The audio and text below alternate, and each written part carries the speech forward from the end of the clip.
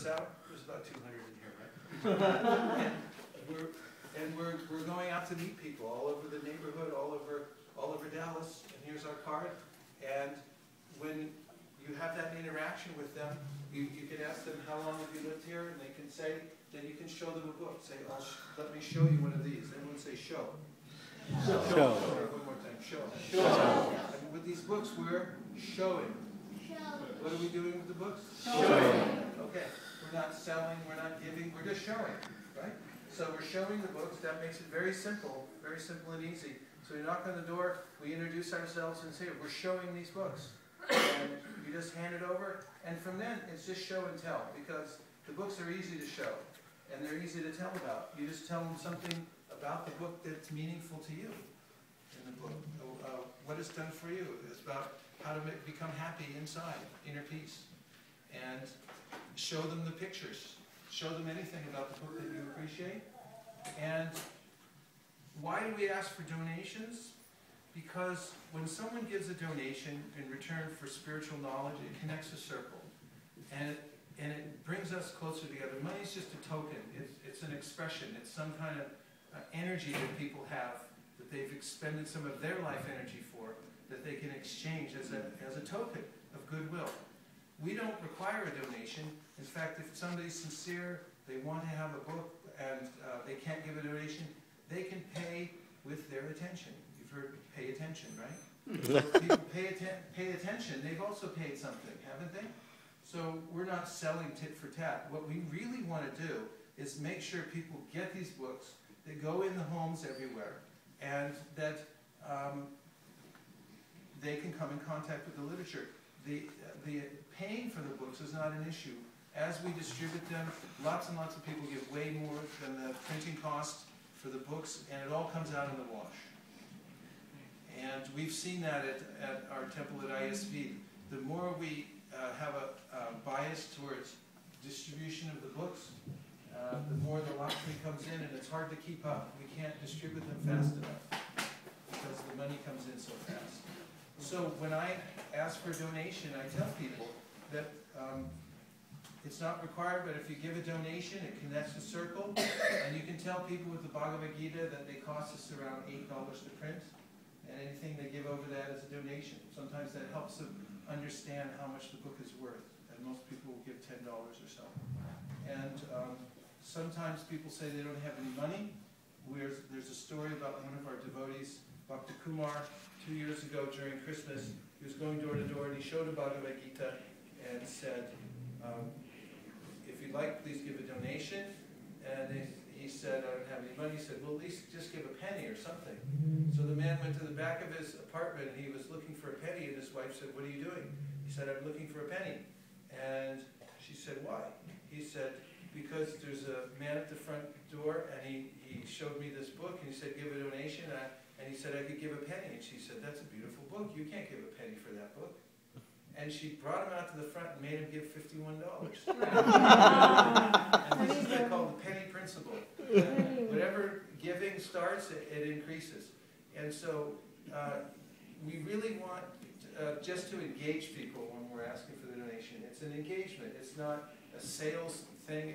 It's something that connects us. It connects the circle. And then we have prasadam. And after we distribute a book or don't distribute a book, whichever the case, we can offer prasadam as a loving exchange to give them something nice. And after all is said and done, it's really wonderful to teach the Maha Mantra. So for that, we have cards. And on each card is printed the Maha Mantra. And the way I do that is I ask them, do you believe in the power of prayer? And most people say, yes, I do. And if they say, no, I don't believe in prayer, then I say, oh, perfect, I'll teach you a mantra. So hand them the card, and then say, this is in the Sanskrit language, so it's a little bit hard to pronounce, but I'll do it once, and then you'll know how to do it. Are you ready? Yes. Hare Krishna. Hare Krishna. Hare Krishna. Hare Krishna. Krishna Krishna. Krishna Krishna. Hare Hare. Hare Hare. Hare Rama. Hare Rama. Hare Rama. Hare Rama. Rama Rama. Rama Rama. Hare Hare. Hare Hare. And if they're favorable and open, then please get their name and number. It's good to have always a pen and a piece of a pad or something with you, because that way you can write down ideas, you can write down names and things like that, and bring them back and give them to Achyuta, right? got big plans for developing the people that we meet on Sankirtan and coming closer to them, having them come closer to us. So, a quiz. Today and every day, our prime directive is?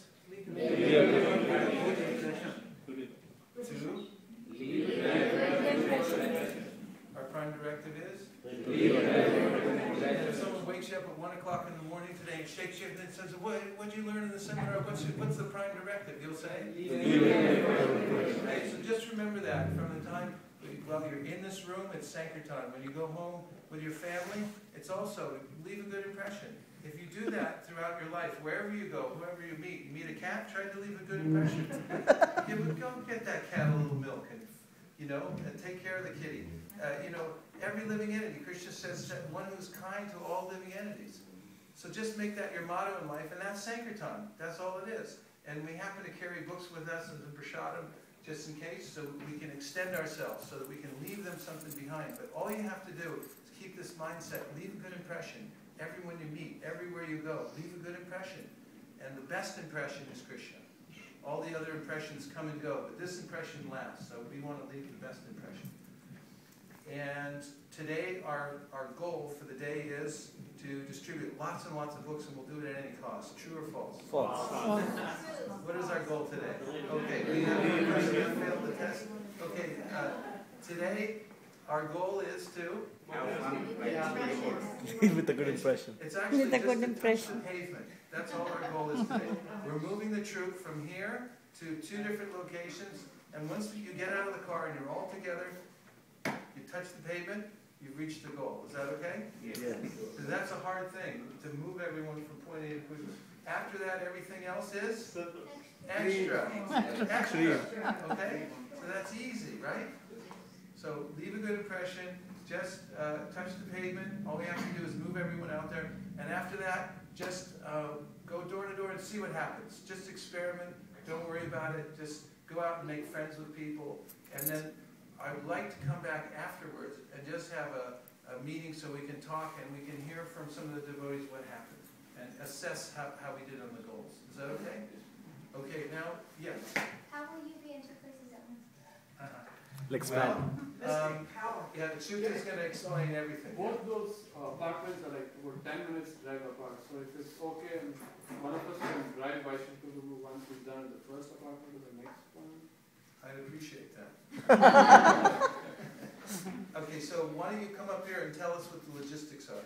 How we're going to achieve our goal of touching the pavement, moving all the troops from this place to 2 locations. How's it all going to happen? We have 2 apartments.